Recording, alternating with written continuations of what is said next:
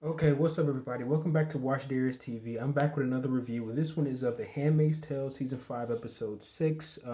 If you like this video, like, comment, subscribe, share the video for all things The Handmaid's Tale. I'll be doing a review of every episode of this season and any other seasons they may have. So, let's start with this review, okay? This is probably one of the craziest episodes of The Handmaid's Tale I think I've seen, possibly. This episode, and I already know it's gonna be some more, so I probably might say that for the next episode or the next two or whatever. But this was a crazy episode. It was so much going on. The episode starts with Luke and June. They're put in truck. Basically, at the end of the last episode, they got apprehended, got arrested. She already knows the protocol of, dealing with getting arrested by Gilead, so she's not worried. Luke is completely losing his mind. He can't adapt to it. He's not used to being in June's position. They end up getting to this place to get mug shots, like their prison. June already knows what's going on. June isn't really worried, but Luke is losing his mind. They get tossed in cells, well, cages basically. Serena has like an ultrasound she was going to end up doing, but instead the doctor ends up coming to the house that she's at, indicating that she can almost never leave the house, basically. And it seems like she's becoming more and more like a glorified handmaid. She's becoming a handmaid without any of the physical abuse, I guess. Is yeah. So basically, she's like a glorified handmaid essentially now. She's feeling very uncomfortable. It's like wow, everything is starting to close in on her. So I like that he's switching things up for Serena. Now she understands what June is going through. And doctors that also gives her the ultrasound ends up also asking her out, which was completely unprofessional. So much going on there. It's weird that he would ask her out when she's pregnant. That was kind of odd.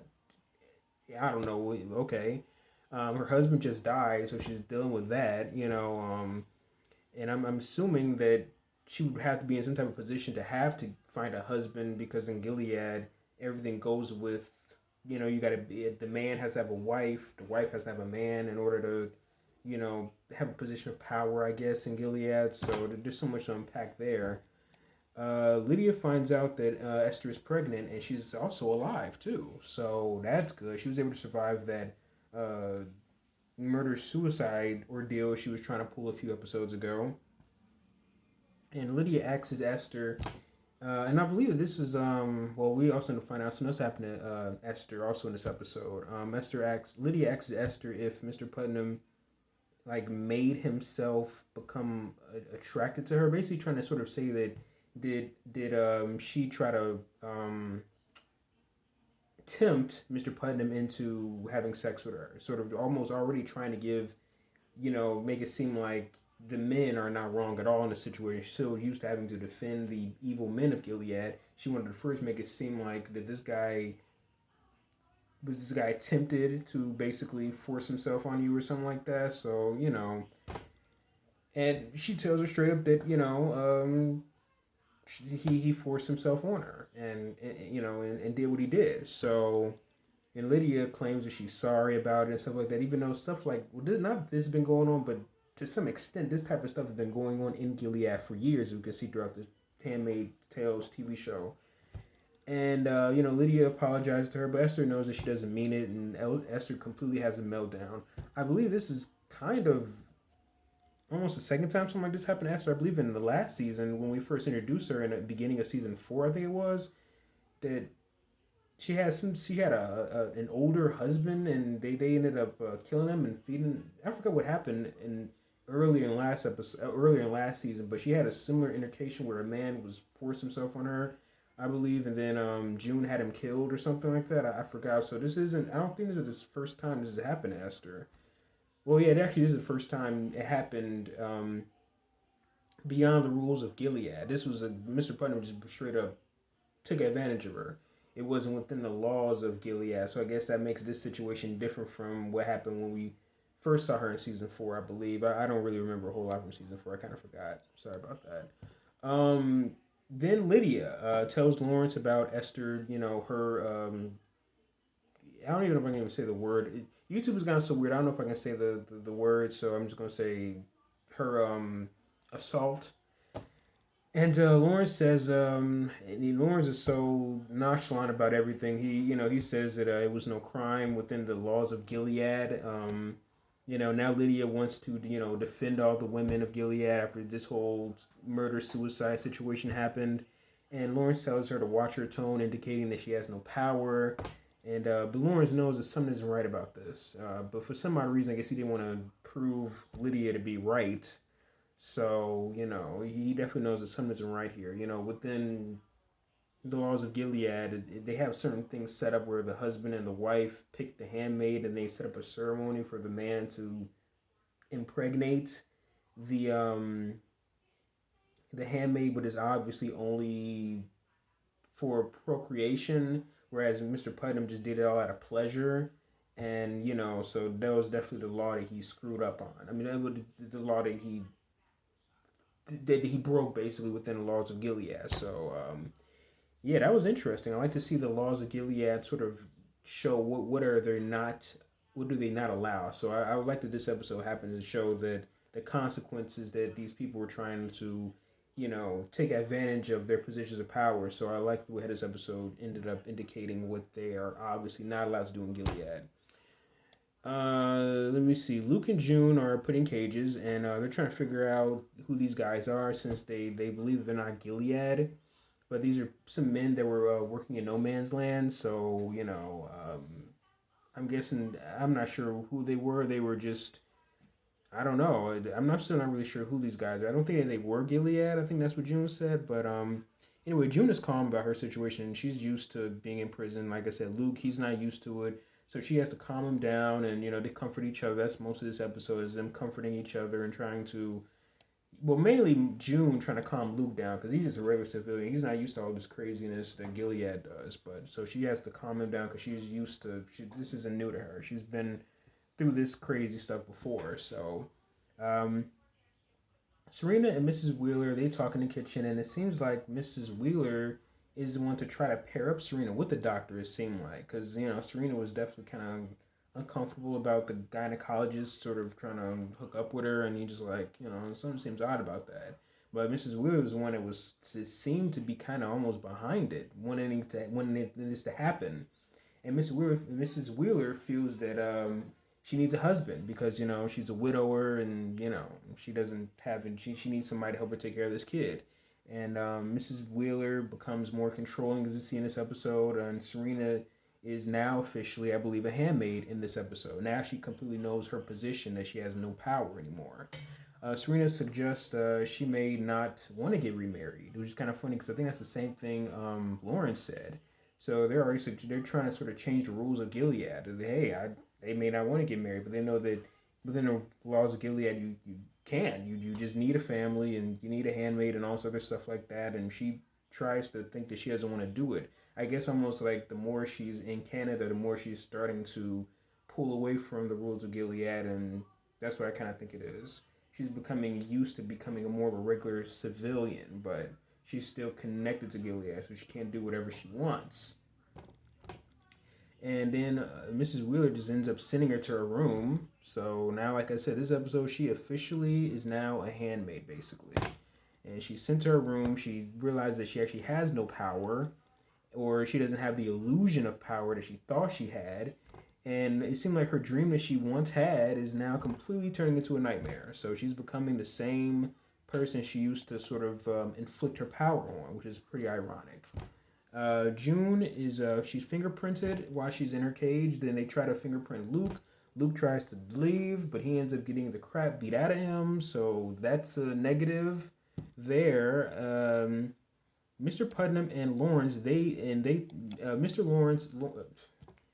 Mr. Putnam, Lawrence, and Nick, they talk. They have a scene where they're talking together, and Mr. Putnam basically feels no remorse over his assault of Esther, and even he goes as far as to sort of say that he doesn't understand how Lawrence doesn't enjoy his position of being able to take advantage of these handmaids. So it just shows how sick he is. That shows that he has no remorse. He doesn't understand how Lawrence doesn't enjoy it, and Lawrence is just not interested in doing this type of stuff. And Lawrence and Nick, they sort of just look at each other and sort of be like, yeah, we're gonna get this guy up out of here. So yeah, so that's how that is. Ezra brings Serena to Mrs. Wheeler. He tells her he tells her that June is caught by his men, and he tells her that she has nothing to worry about, and he will send Ezra to her. Serena gets all teary eyed for June, and you can tell from the scene that it just felt like, was it tears of remorse or was it tears of joy? She seems like she wants June to die, but does she? I definitely can already tell the way the scene is. It's like, nah, she's not too happy about June getting arrested. I can tell it's something in there that feels a tad bit of remorse or conflict or something like that, some type of confliction going on there where she knows that she doesn't completely feel happy about June getting arrested. She knows she doesn't. You know, maybe a few episodes ago she would have, maybe at the end of last season possibly, but now not this time. No, earlier this season for sure. Now, no, she definitely has some weird feelings. She's trying to pretend that she's happy, but we can tell it's not. Luke tells June, when they get to Gilead, they will die. June gives him some like encouraging words about staying alive, and they hold hands through the prison gates, and that's how that is between them. Mrs. Wheeler can feel Serena doesn't like her during the scene where Ezra was taking Serena to drive off to see June's execution. You can tell that she Mrs. Wheeler can feel like this girl's not liking me. I can tell there's gonna be a conflict between me and her. So I guess you can tell that, but you know, Mrs. Wheeler still can't completely act on it, but you can tell that I can tell this chick don't like me after the words that they had. June and Luke are separated again once they're brought out of their cages. Luke, I believe, was told that they just dropped him off at the border, so they're going to take June off on a bus, and you know they completely are pulled away. And then there's another compare and contrast between June and Serena when June is put in the bus and Serena's on a car. They're sort of showing their both faces, sort of like a compare and contrast of the positions that they're in. Serena's being brought to finally go to meet her husband's killer, and Serena is being pulled away from her husband to be brought to be executed. So it's sort of a compare and contrast again going on. I like when they do that between these two characters. Mr. and Mrs. Putnam, they're having like lunch, and people are looking at them because they know that Mr. Putnam, he took advantage of, I guess, the rules of Gilead, and he just completely turned into, a sexual predator, I guess you can say. And he's arrested by Lawrence and Nick, and is just dragged out, and uh, says that he's arrested for his what he did to Esther, and I completely did not see this coming. He ends up getting his cap completely blown off, and that's it. Just wow, I didn't think Nick would end up taking him out like that, right in front of everybody. Just execution style, just wow, that was crazy. But it shows the limitations of what you can do in Gilead. There's a purpose behind their ceremony of impregnating these handmaids. You're not supposed to be just doing it for pleasure. It's not pleasurable at all. It's not as supposed to be. So that was interesting. We get more idea of how Gilead operates. Rose is completely disturbed by her husband Nick killing Mr. Putnam in front of everybody. She believes that this is a good idea to be doing this. She's pregnant, I believe, and just she's completely disturbed by it, you know. And he says that he would do anything to make Gilead a safe place for, you know, them. And she questions, is it? Are you sure that you're doing this for Gilead? And you know, so it was you know great. Wow, probably the best scene of the episode. That was insane. Mr. Putnam is hung, and Lydia shows him off to the new handmaids about, you know, the crimes of Gilead or what can happen. And Janie says that she's happy, which usually handmaids, I guess, aren't allowed to be, you know, vocal or even say that they'll be happy over a situation like this. But Lydia decides to, you know, let her enjoy what she's seen, and even Janie goes as far as to stand there and look at his body while he's still hung to show that Lydia is beginning to not be as brutal as she used to. But, you know, I do get a feeling that my one prediction I have is most likely how Lydia is going to finally turn against Gilead, I believe. Maybe go as far as to work with these women to, you know, break them out, possibly. But then again, the handmaids, they might be so brainwashed, they might go up against Lydia.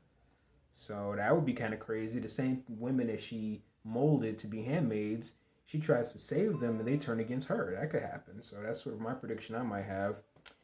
And yeah, so June is taken off the bus by Ezra and she meets Serena. They have their face off, they exchange words. Serena tells Ezra to uncuff her and makes June get on her knees to pray. Serena wants to shoot her. She ends up taking a gun from Ezra. She won't, and then June talks about how she basically wants her daughters to have a peaceful life out of Gilead, all that crazy nonsense. And I already had a feeling that Serena was going to shoot Ezra, and I thought she was going to kill him, but instead she just sort of knocks him off his feet. And I thought she was going to just have June run off, but she decides to force June to drive them off someplace, and that's how the episode ends.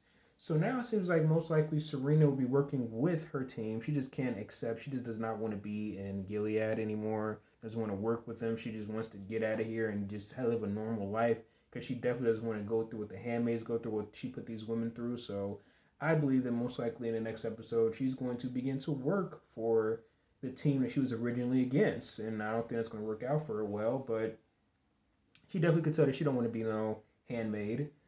And yeah, that's how the episode ends. This was a crazy episode, man. This was so many twists and turns happening. Yeah, I don't have much. I can't think of too much of uh, any theories, but crazy episode. Like I said, I think Serena's gonna now work for June, and yeah, it's gonna be just a full out war between the rebels and Gilead. But this was crazy episode, man. Insane episode. But yeah, if you like this video, like, comment, subscribe, share the video. I'll be doing an episode of the rest of this season, and if they do have a season 6 of it, I'll be doing that too. So thank you for watching my video.